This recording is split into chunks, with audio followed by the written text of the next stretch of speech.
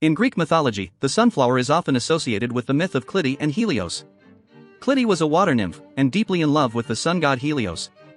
According to the myth, Clytie's unrequited love for Helios led to her transformation into a sunflower.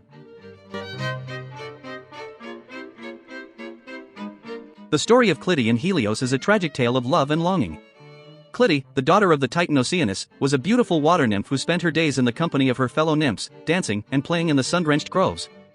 But despite the idyllic setting, Clytie was consumed by her unrequited love for Helios, the powerful and radiant sun god. Helios, the personification of the sun, was a figure of great beauty and power in Greek mythology.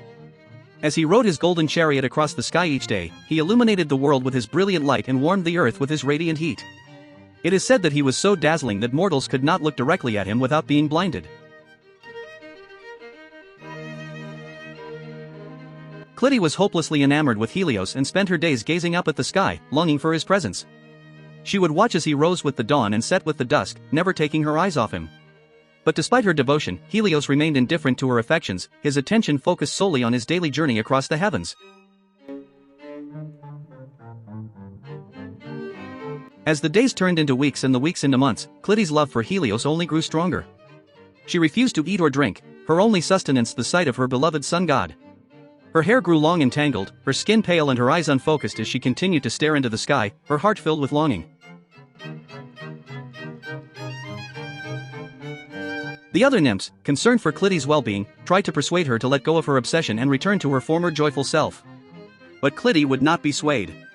She remained steadfast in her love for Helios, unwilling to give up hope that he would one day return her feelings.